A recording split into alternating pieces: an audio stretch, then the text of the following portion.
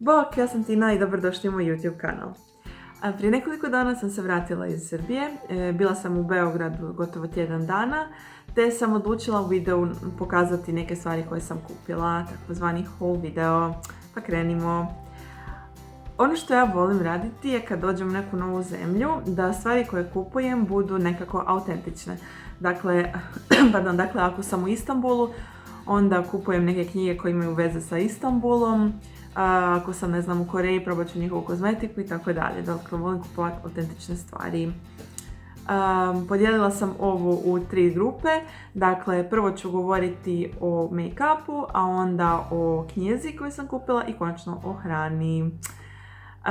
Prvo što sam željela isprobati je Aura kozmetika, pošto se u Srbiji prodaju njihovi proizvodi. Kod nas nikako da zateknem, pa evo rekao bolje da kupim nešto autentično. Kupila sam od Aure Absolute Matte, kako oni to zovu lip cream, odnosno to je ruž koji se suši i ostaje onako mat. Boja je neka vrlo lagana, kao ljubičasta, ali sa tamnim podtonom, sa toplim podtonom. Onako, i kad se osuši ostavlja vrlo jedan lagan sloj. To dakle proizvodi Aura. Također proizvode i kupila sam ovu lip olovku, odnosno olovku za usne. Ona ima, htjela sam da paše uz ovaj ruž, ali također da ima taj nekakav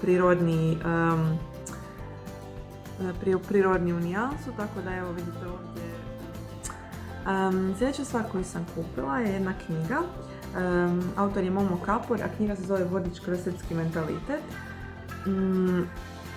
To je zapravo, nisam planirala uopće kupiti tu knjigu, niti sam poznavala njegova autorova djela prije, ali kako smo otišli mama u knjižaru, bio onako kišan dan, pa sam pomislila da bi bilo dobro malo provesti u zatvorenom. I stvarno sam našla puno zanimljivih stvari, jedva sam se zapravo odlučila da uzmem ovo. Privuklo me to što je na neki način antologija autorova života u Beogradu, odnosno u Srbiji, i mislim da će mi dati jedan novi uvid. Zgodno je recimo što je, kako je autor inače i slikar, pa ima dosta i ilustracija. I zaista, evo, pročitat ću jedan mali dio pa da dobijete dojam. Mene to se podsjetilo zapravo na Pamukov Istanbul, koji je roman u kojem autor zapravo cijeli svoj život priča, ali nije tipična autobiografija, već je baš nekakav roman, povlaka putopis, povlaka nekakva verbalna ilustracija njegova života. Evo, danas sam otvorila i ovo mi je bilo interesantno. Kaže, evo malog testa po kojem ćete lako prepoznati pravog džentlmena.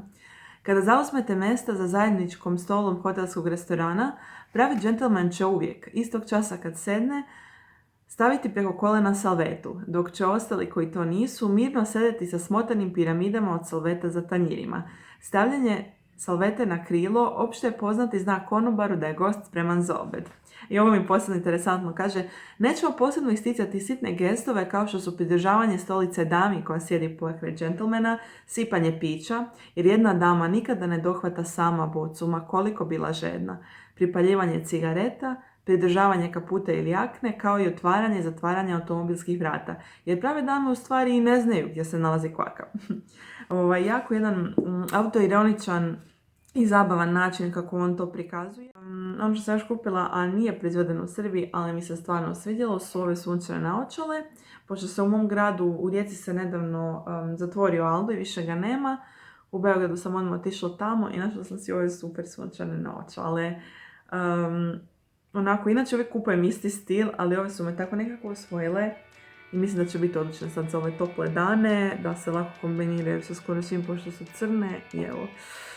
I konačno, kupila sam jako puno slatkiša u Srbiji, pošto su dosta jeftinije nego kod nas i ima stvarno simpatičnih stvari, ali izmislila sam to pokazati, ali sam nažalost sve pojela.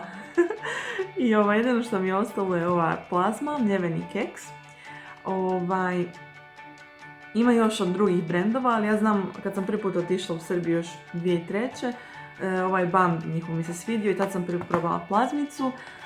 Oni inače imaju keks, ali ovo mljeveno izdanje mi je baš super jer ja se stavim recimo u pahuljice ili kako oni to tamo stavljaju je u palačinke. I to mi je super, to mi je bila napravila se sličan način Nutella i gore plazmica. Tako da evo, zašto uvijek kupujem tu plazmu? Zato što oni, barem tako kažu, je pun vitamina, željeza i tako dalje. Mislim, cijeli brand im je na tome da je to specijalizirana dječja hrana koja dakle ima i nutritivnu vrijednost. Pa sam zato odlučila isprobati ovu mljevenu. Evo, to je to. Nisam radila neki veliki shopping, nije mi to bio ni cilj, htjela sam se znači prošetati malo po Beogradu, doživjeti nešto novo i malo provesti s obitelji, tako da evo, dok ovo gledate, video, odnosno vlog 24 sata u Beogradu na engleskom, 24 hours in Belgrade, bi trebao već biti. Tako da evo, imam ovo kao hrvatsko izdanje, a ono kao englesko izdanje, tako da sve skupa imate jednu zaokruženu priču o mom izletu u Beograd. Hvala vam na gledanju. Planiram još neka putovanja uskoro, tako da će biti još ovakvih videa. I ako vas tako nešto zanima, ako želite dalje gledati, slobodno se preplatite dole, kliknite na ovaj gumbić preplati me i pratite me na društvenim mrežama. Hvala na gledanju, bok!